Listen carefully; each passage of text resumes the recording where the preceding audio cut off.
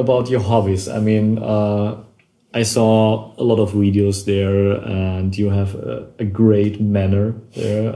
I don't know. Can you talk about a bit?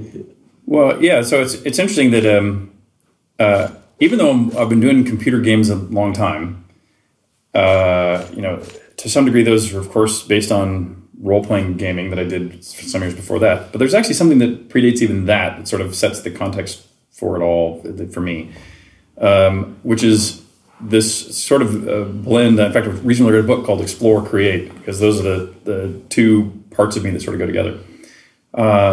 And the first obvious manifestation of this creation, this drive to create, actually came up as haunted houses. And so I would do interactive haunted houses every year. In fact, sometimes not just during Halloween, but other times in the year, just year round. I was creating these interactive things in my backyard or garage and other parts of the house. And they would be live action role playing of sorts, but this was before D&D even. And that process of go pick up little story fragments or moments of inspiration from the world around me and then put them into something that people can go experience is a drive that happened long before games. But if you go up through time, you know, not only did the haunted houses get bigger and bigger and bigger and bigger, and so the late 80s and early 90s, I was building these experiences that were truly world class. I mean, they were unlike anything that even still exists today, but they also got so big they were unsustainable. It would take me most of a year to build it and tear it down. So I could only do them less and less frequently. And so I still do things like it, but only like once every 5 years. Okay.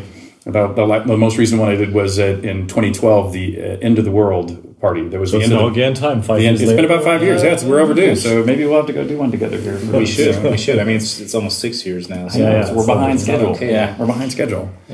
And but I combine these sort of this drive to create stuff for people to experience with exploring. And so down through the years, I've, in fact, I try every year to, with my holidays, go somewhere remote and extreme that I've never seen before. So I've taken myself down to the Titanic and hydrothermal vents. I've been to the South Pole twice on meteorite hunting expeditions. I've been to space, lived on board the International Space Station for 2 weeks. I've explored all the continents, all the oceans, and I'm actually doing my last marker is coming up in April, where I'm going to take my kids to the North Pole. So that's the last kind of geographic spot that I've missed. So I'll be doing that here coming up this year. And what I find by doing those things is inspiration, but it's always tangential. And what I mean by that is, you know, like since my space flight, I always have people come up and go like, "Hey, does that mean you're going to do a game about going to space?" And the answer is probably not. And it's not that I don't think space is cool, because obviously I think it is. But for example, if you think about the 15 minutes that I sat in the rocket, really it's a couple hours that you board the rocket a couple hours before launch, and then the 15 minutes that it takes to get to orbit, that was obviously a pinnacle life experience of a few hours. But if you try to put that into a simulation, it would be really boring. Because it's a lot of just sitting there. It's a lot of just sitting there. And because you can't feel the G-forces and the probability of dying isn't still there when you're not in it, you know, it makes the difference completely, it makes the experience completely different. And so I'm never motivated to do it directly. It's like the use of the word avatar we were just talking about. You know, you find little pieces of things that you go, how can I create that feeling? Like one that was a good inspiration, but is never in any of my games was, I was in Antarctica on the north side of a mountain range, and the wind the cold air drops at the South Pole and then blows northward across the ice. And so the wind, as it comes across a mountain, kind of scours out the mile-thick ice sheet deeply on the downwind side of a mountain range. And if you're walking down there, it looks like a giant frozen wave, like a Tim Burton movie, right? But there's this multiple mile long frozen tidal wave of blue ice, and you keep expecting to look into it and see like frozen mammoths or whales or something, and the snow is kind of dripping off the near edge of it, and it is literally awesome. It is a moment of awe that even my own photographs of it don't do it justice. I mean, it's just this thing, you had to be there to feel it. You're either there or you won't get it. And then when I look at it, I'm going like, wow, if I made that in a 3D model, it still wouldn't come across right. But you take away from it that the reason why that gives you this feeling of awe is because something is so vastly out of scale. It's something that is both familiar and alien. And it's that familiarity with a sense of alienness created by its grandeur or some aspect of the perceptible change of the laws of physics around it. You go like, okay, that's how you create awe. So now how can I go in a game and create awe? You get it? And so that's why it's tangential. It's because it inspires an activity or inspires a rationale, a way to look at reality to create a moment of awe. I was checking out your videos there on YouTube and whatever, and you have a big collection of things. And the only question which comes around is, okay, you're such a great adventurer, as you say. Why did you not make games for Indiana Jones at the end of the day? Because you're, you know, collecting stuff, you know, traveling crazy places. You want to be there, you know. Well, you know, it's interesting. Well, like for example, some of these. What is the Prince of Persia games? You know, so the Prince of Persia games are sort of Indiana Jones games, and I love them. I think those are great games. But you know, part of it just goes to the, you know, if you look at the very earliest Ultimas, they included some space travel in them. You know, you could go out and fly TIE fighters and fly land speeders and visit other planets around Earth in Ultima 1. And so, you know, I was kind of just throwing things at the wall, right? In those earliest games, I was doing anything that inspired me was all in the game, whether it made sense with the other parts or not. And after a while, you go, okay, those pieces really don't make any sense together. In fact, it's harder to do both a space game and a land exploration game at the same time. Let's just stick with one or the other. And frankly, part of the pick, you know, I love both science fiction and fantasy. And one of the reasons I picked fantasy as my development arena was because, you know, I invented this thing called tile graphics. And that works great for scrolling maps. It's not so useful for a space game. And so you know, and if you're doing a ground exploration, it does better for fantasy compared to science fiction. And so therefore I stayed focused more on fantasy, even though I just as much like science fiction. And so when you ask about Indiana Jones, I'm going, well, the thing I enjoy, which again, a lot of which I saw in your in your recent game, the game you have right now, Townsman, is this complete simulation. You know, I enjoyed not just the Indiana Jones run through puzzles and traps. What I enjoyed is the fully realized place to live and explore with, you know, the reality simulated deeply and completely. So since that's what drove me as a creator and as a player, that's where I ended up. Okay. So what kind of platforms, because you mentioned already a lot of different platform changes in the past, so why do I not see any title from you on mobile, for example? Is that a reason? Because you play mobile, you say? I do. No, in fact, when we actually started Shroud of the Avatar, we were hoping it would fit on mobile, which, because we're in Unity, are you guys in Unity? Yes. Well, yeah, so which, with as you know, the advantage of Unity is it cross-compiles on basically everything quite well. And so I am a big fan of mobile, and I would love to develop on mobile. In the case of Shroud of the Avatar, its scope just got away from our ability to keep it in mobile without a bunch of rework. We'll see. But no, I expect you'll see me developing more in mobile. As I personally have switched to mobile as a player, my interest in mobile as at least an alternate platform, you know, has grown. So is it a plan also to bring it to console then, like PlayStation, because that's more powerful then? Well, you know, it's interesting you should ask because, you know, are you familiar with the game Breath of the Wild? Breath of the Wild, yeah. You know, when a lot of my workmates saw that game come out and they said, Richard, you have to go buy this game because it's a lot like your personal design sensibilities. Think you'd really enjoy it. So I went out and I bought a Switch and that game specifically to play it. And I can't play it. And the reason I can't play it is the controllers are too hard. I'm not a good console player. I find the dual joystick kind of move and drive simultaneously to be strangely alien. So I can use the mouse and keyboard just fine, but a dual joystick kind of controller vexes me. So even though I literally bought the Switch literally to play that game, I played it for a couple of hours and made it through the first like 3 or 4 rooms with pain and then gave it up. And so I don't think I will personally write for console, just because I like the keyboard mouse configuration of a PC. And I like mobile with the touchscreen and the convenience of it in my pocket. that doesn't mean the company won't. I mean, and we could port to it. And but I have this also philosophy about ports, which comes again from learning from doing it wrong. Which is, if you look at most of the Ultimas were converted to every platform that existed at the time. Atari 400, 800, ST, Amiga, Mac PC. We had, I think, 7 or 9 SKUs for many of them at their kind of peak platform diversity. But if you look at them, most of the console ports, especially, I'm pretty critical of. I don't think they were very good games. And the reason why I don't think they were very good games is because they were ported. The exception and the best Ultimas on non-PCs are actually the Game Boy Ultimas. And the reason why is because you couldn't port it. You basically had to say, what is the essence of this game? What's really important about the game? And now we make a Game Boy game that kind of shows that essence. And those are great because it's a Game Boy game. And so the problem with a lot of ports to console from PC is that you don't rewrite enough. You just make the user interface work.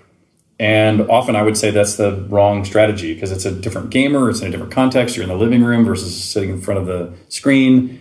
I even think I would argue that the best games on console, the best multiplayer game, for example, on console would be the 4 of us here together with controllers looking at a single TV screen playing side by side. What it won't be is an MMO where the other person's at another machine. I actually think if you're playing an MMO, it's better to be at the keyboard and the mouse, playing as close to the screen as possible to fill your perception, and the other people are through the screen, the people you're interacting with. And so that's just an example, but the point is there's differences that go beyond just the physical interface that I think are important when you go to certain platforms. Okay, talking about inspiration, you just talked a bit about space. Okay, we are jumping here a bit between platforms and space, and I think we have to at least talk a few minutes about your space trip. I mean, I think... Yeah, it's totally crazy because normally everyone that we talk about is always like, yeah, you cannot make enough money with games and stuff like that. And when we always say, yeah, but this guy he visited this place, and he also is an astronaut, so he went to space. Like, okay, so you need to make money. I mean, you can buy. And the one question was whatever. I think you paid about 20 million, 30 million, whatever. So you can make a lot of vacation there on some island in this. Well, space is different. South, right? It's a very special. It's a very special outpost. So what was the reason there? I mean, what was your dream? What was the inspiration you want to do? Or was it because of your dad also being an astronaut? Or what was your... Well, so my dad obviously had to be a factor, of course. But I can describe the moment where I became devoted to it. So when I was about the time I made the snake, 11 years old, 13 years old, somewhere in that time frame, before games and that sort of thing. Not only was my father an astronaut, but my right-hand neighbor, Joe Engel, an astronaut, left-hand neighbor, Hoot Gibson, another astronaut. Most of the Apollo Gemini people lived within a few blocks of me because we were 3 blocks outside the front gates of NASA. So everyone in my neighborhood was either an astronaut or somebody involved in putting astronauts in space. The engineers that worked for NASA, the prime contractors to do that sort of thing. So, it was funny. When I went to college, I met these Sesame Street people. The butcher, the baker, the fireman, the policeman, which I always thought of as a fantasy. And only when I went to college, they realized, oh, that's normal, And so I'm sure that was a factor, obviously. But my siblings didn't decide to go into space. And a lot of my neighbors' kids, other astronaut kids, didn't decide to go into space. So it's not set that will inspire you to go into space. But I think every kid goes through a period of time where they want to be either a policeman, a fireman, or an astronaut, or whatever else. And I'd had that same thing. But for me, when it became solidified, was when I was going to, our family doctor was the NASA doctor, as it was true for all the astronauts. And I was given an eye test, and the doctor said, you need glasses. And because you need glasses, you are no longer eligible to be an astronaut. Oh, shit. And I was like crushed. I was like going, what are you talking about? And because before that moment, I never said I want to be an astronaut. I just assumed everybody goes to space, right? Because everybody did. Literally everyone I knew was involved in going to space. And so I was just kicked out of the club that, my parents and my neighbors and everybody else was a member of. And I was crushed. And after going through the 7 stages of grief, I emerged at the end of that going like, well, screw you, doctor. Who are you to be the gatekeeper of space? If I can't go by your rules, I'm going to have to make my own rules and build my own space agency. And, of course, at the age of 11 or so, you don't do much about building your own space agency. But as soon as I was making money in games, after buying my first sports car, sports car in college, the very next thing I did was begin to invest money. And from the very beginning, by far the majority of the places I've invested my own money was in order to open up commercial space flight so that I could go. And so I invested behind some astronauts, which was a bad idea because they're not entrepreneurs. I then met a whole other group of people through this club that I'm now on the board of called the Explorers Club, where I met like-minded explorers who wanted to go to the Titanic and Antarctica and other things. We began to build businesses to go do all these things. Okay. And we built something called the X Prize. We paid a $10 million prize for the first private vehicle to fly into space. We started Zero G Corp, a company that does parabolic flights that I recommend we all go do sometime back. You have to come to Texas to do it, or come to the States anyway. Excellent. Actually, there's another one in Europe. There's a separate company that does it here in Europe. We could do it. And then we also started Space Adventures, the company that takes people to go fly to the International Space Station. And was not only the largest shareholder of that company, but ultimately became my own client to fly myself to the space station back in 2008. So mission accomplished. Mission accomplished. One down. And North Pole coming up. So how many, or what were your best experiences that would you say going to space? Was it really one of the best experience at the end, or was you, for example, asking, okay, standing in front of the iceberg there and saying, okay, that's shit? Well, it's pretty hard to compare to space. That space is mighty novel. It's interesting. My wife tells a story about asking my dad, what's your most important memory of life? And he would say, oh, my first launch into space. And my wife was disappointed, hoping to hear something about family or love or whatever. And she goes, okay. Well, what was the second most important thing in your life? And he goes, my second flight into space. And she was like, okay, forget it. Forget it. But it is true that that's how powerful space is. It is a phenomenally profound life experience. It will be very hard to come up with something that impactful. That being said, not knocking. I continue to explore back on the Earth afterwards, and I'm still just as excited about it. There's no. It doesn't diminish the things you can do right now. There's still things you want to see. Absolutely. Explore. And I still have to go back to space, of course, too. Hopefully our friend Elon will. So when you think space travel will be mass market?